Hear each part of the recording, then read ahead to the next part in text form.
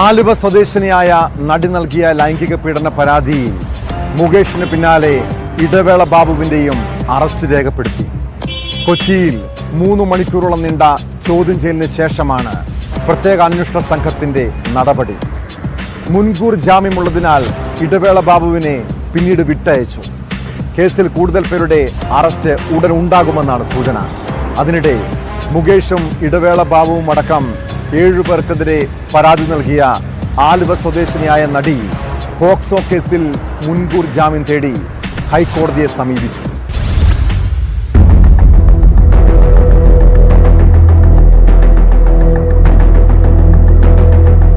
രാവിലെ 10 മണിയോടെ കൊച്ചി തീരദേശ പോലീസ് ആസ്ഥാനത്ത് ആരംഭിച്ച ചോദ്യം ചെയ്യൽ 3 മണിക്കൂറോളം നീണ്ടു. തുടർന്നാണ് അറസ്റ്റ് രേഖപ്പെടുത്തിയത്.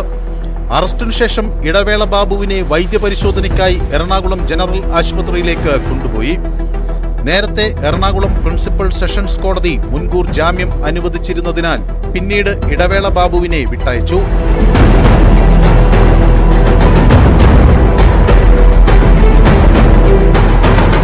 അമ്മ സംഘടനയിൽ അംഗത്വം വാഗ്ദാനം ചെയ്ത് ഫ്ളാറ്റിൽ വിളിച്ചുവരുത്തി ലൈംഗിക അതിക്രമം നടത്തിയെന്നായിരുന്നു ആലുവ സ്വദേശിയായ നടിയുടെ പരാതി. ഇതിൽ എറണാകുളം നോർത്ത് പോലീസ് സ്റ്റേഷനാണ് കേസെടുത്തത്. തുടർന്ന് ഇടവേള ബാബുവിന്റെ ഫ്ളാറ്റിൽ പോലീസ് പരിശോധന നടത്തിയിരുന്നു. പരാതിക്കാരിയെ ഫ്ളാറ്റിലെത്തിച്ചും തെളിവെടുപ്പ് നടത്തി. ലൈംഗിക ചുവയോടെ സംസാരിച്ചുവെന്ന് ജൂനിയർ ആർട്ടിസ്റ്റായ യുവതിയുടെ പരാതിയും ബാബുവിനെതിരെയുണ്ട്. ഈ പരാതിയിൽ കോഴിക്കോട് നടക്കാവ് പോലീസാണ് കേസ് രജിസ്റ്റർ ചെയ്തിരിക്കുന്നത്. ഓഗസ്റ്റ് 28-നാണ് ഇടവേള ബാബുവിനെതിരെ കേസ് രജിസ്റ്റർ ചെയ്തത്. IPC 375, 354 എന്നീ വകുപ്പുകൾ അനുസരിച്ച് സ്ത്രീത്വത്തെ അപമാനിക്കൽ, പീഡനം എന്നിവയാണ് പ്രതിക്കെതിരെ ചുമത്തിയിട്ടുള്ളത്. നടനും MLA-യുമായ മുകേഷിനെയും കഴിഞ്ഞ ദിവസം പ്രത്യേക അന്വേഷണ സംഘം അറസ്റ്റ് രേഖപ്പെടുത്തി ജാമ്യത്തിൽ വിട്ടിരുന്നു.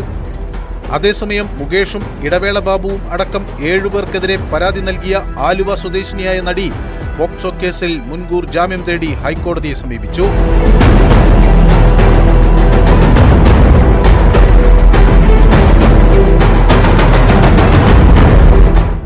മൂവാറ്റുപുഴ പോലീസ് രജിസ്റ്റർ ചെയ്ത കേസിലാണ് നടപടി.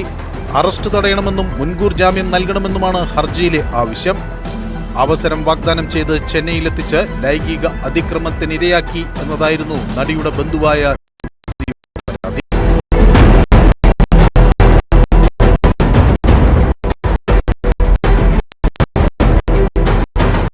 ന്യൂസ് 18 കൊച്ചി.